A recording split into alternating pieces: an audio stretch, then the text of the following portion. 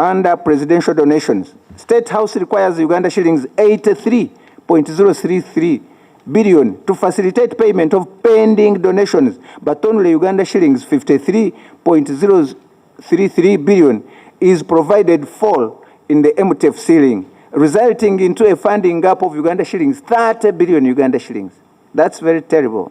And remember, most of our areas, we have something we demand in as far as the presidential pledges are concerned, almost everywhere. So this money we are recommending that Uganda shillings 30 billion be provided to State House to facilitate the fulfillment of the presidential donations. It's very important that this one also be seriously looked into. And the justification is unfulfilled presidential pledges were among the key budget execution challenges to State House year in, year out. This is not new, and it has been in and out over and over again. 2, the committee also is in receipt of complaints from different leaders and individuals over several unfulfilled presidential pledges and donations, which are both of public and also private nature. 3. Unfulfilled pledges that span beyond a particular term of office may negatively also impact on the image of the fountain of honor and therefore calls for enhanced allocation. 362, retooling of State House. The committee established that State House has an aging fleet whose maintenance costs keep increasing every year. Members may note that the country is getting into a very busy election season, and monitoring of PDM, that's Parish Development Model Program, countrywide, and this requires roadworthy transport equipment. State House requires Uganda shillings 10 billion, but only Uganda shillings 4 billion is provided in the MTF ceiling of vote 002, resulting into a funding gap of Uganda shillings 6 billion. Mr. Chairman, the committee recommends that shillings 6 billion be provided to vote 002 to facilitate the retooling of State House. And the justification is that the aging fleet compromises the security of the fountain of honor. Number 2, maintenance costs of the aging fleet are also extremely very exorbitant. Under 360, we don't get to see the total budget allocated, but we are just briefed about the unfunded priorities, because I don't see it anywhere, the total budget. But be that as it may, the first issue, Mr. Chairman, on page 7, the chair of the committee reports in the summary that the State House wants 10 billion to buy vehicles, and the justification is that this is a very busy election season. State House wants to buy vehicles. The justification on page 7 is that this is a busy election season and monitoring a PDM. I was earlier on TV and I said, you see, especially you colleagues who are monitoring the president is not an extension worker who should be in sugarcane plantations. These are recommendations you should be making.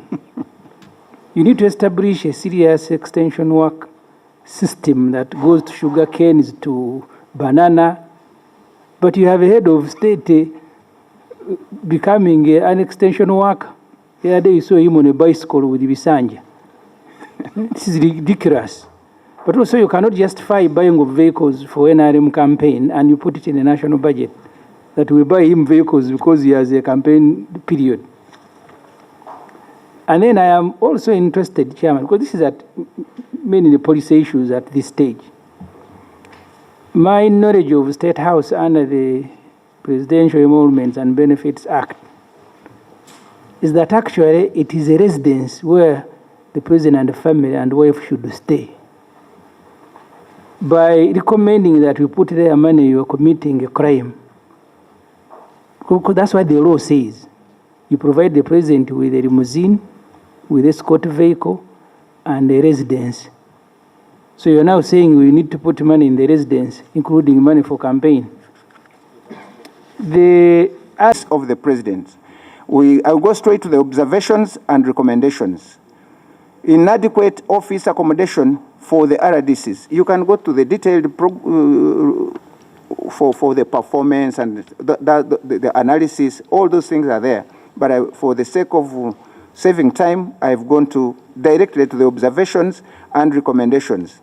And on 261, I say that there is inadequate office accommodation for the RDCs. Mr. Chairman, the committee found out that the Office of the President requires Uganda shillings 3.50 billion to construct at least 5 RDC offices every financial year, but only shillings 0.70 billion is the indicative allocation for the construction of only one RDC office in financial year 2025-26, resulting into a funding gap of Uganda shillings 2.8 billion.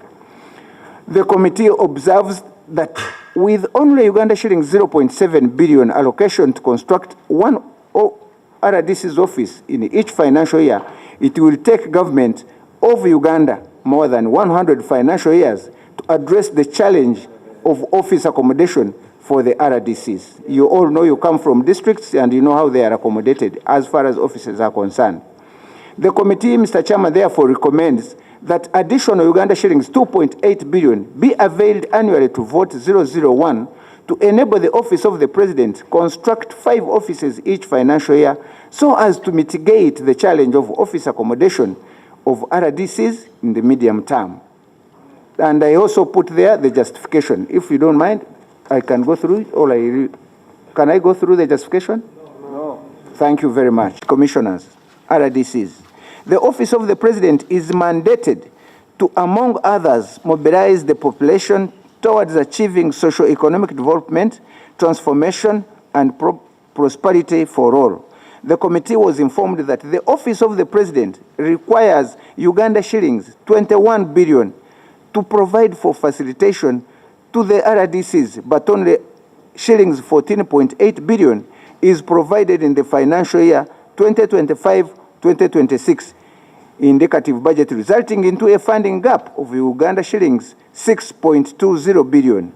The committee therefore recommends that Uganda shillings 6.2 billion be provided for facilitation to RDCs, and that the size and nature of the district be among the factors considered for allocation. Here, I wanted to mean that some districts like Wakiso and others, about 6 other districts, are very, very big, and yet they get the same facilitation as those districts that have, say, one county or a few sub-counties.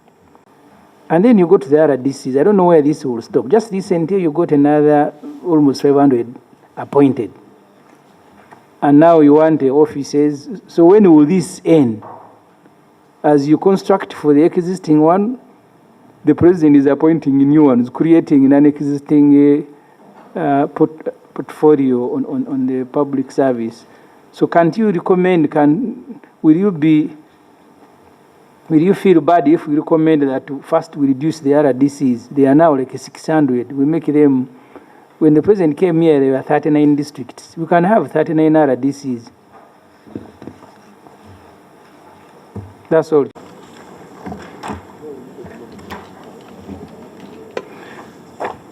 Uh, 262, Cabinet Support and Policy Development.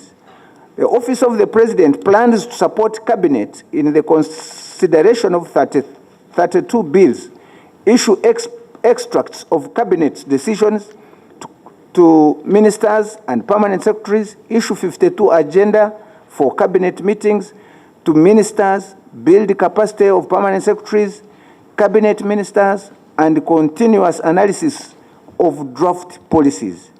Information provided to the committee reveals that over 3,000 cabinet decisions are passed every financial year on average, but facilitation to Office of the President allows them to monitor only 60 cabinet decisions, 50 cabinet decisions.